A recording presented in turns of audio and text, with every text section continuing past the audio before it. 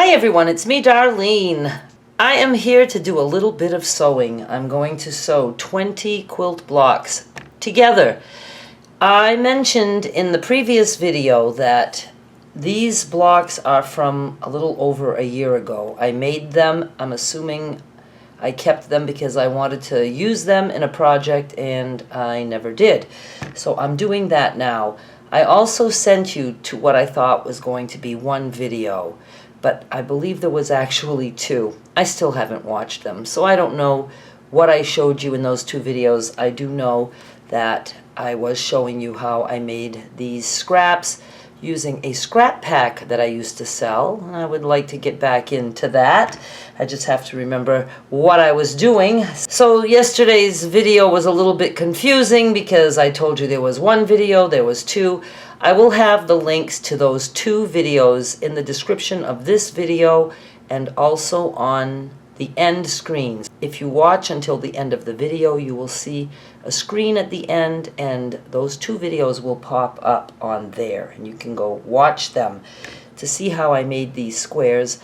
And now I'm going to put them together. I have 20, so I'm going to do four across by 5 long. And I think I should be able to set that up on this table. Then I will show you how I set them up. But I didn't even measure these, and I know it says it in the videos that you're about to watch. I'm thinking 8 inches. Yes. So you can make scrappy squares any size you want. But I was using a scrap pack, and for whatever reason, I went with 8-inch squares. So let me put these down. I know you can't see the whole thing. I will show you the little mini quilt top at the end of this video. I just threw these down any old way. Some of these prints are directional, so I made sure that anything directional is all going in the same direction.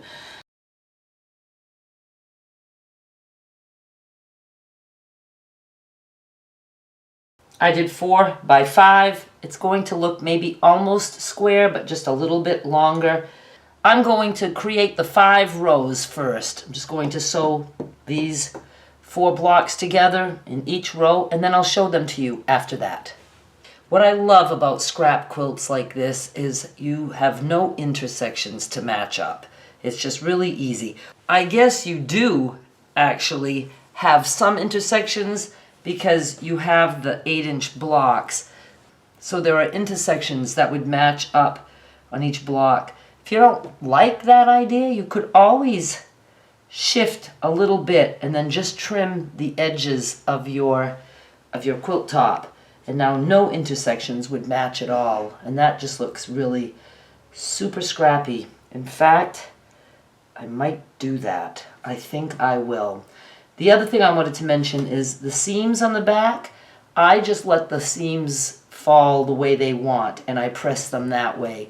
I didn't press anything until I had the rows completed, and then I pressed. And what's the other thing I wanted to tell you? Oh yeah, so I don't trim my rows to make them even because none of them are going to be perfectly even. So just sew them together and then trim the edges. And now you definitely will have to trim because I am going to shift these just a little bit so these intersections don't match at all. I like that. All right, let me put the rows together. Oh, I said I'd show them to you. So let's see. We have one like this. See how super cool that is? This. I just love scrap quilts. Love them. I have this one.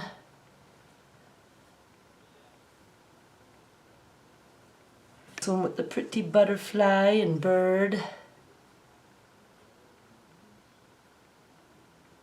And this guy. Don't be afraid to mix up all kinds of prints and colors.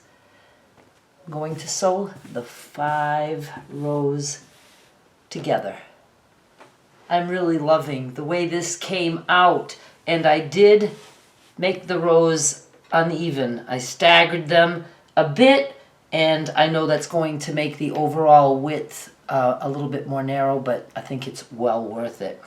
And since this is not going to be very big, I think I want to go ahead and finish it with a backing, but I would like flannel backing. I'm not going to do the batting. I don't feel like doing that, but I will go get some flannel because I don't have any flannel, so I'll have to buy some flannel. Back it. I'm just going to do like the, the sew together, right sides together, and turn it, and then I'll tack it in some places. I'm not sure how I will do that yet, but that's what I want to do. And then it will be a completed little scrappy quilt that would be great for a big dog, dolls, lap quilt, whatever you want it for. So I'm going to stop now, and then the next video I will trim these edges and put on the backing, and we'll call it quits after that. Thank you so much for watching. I'll be back with more soon. Bye!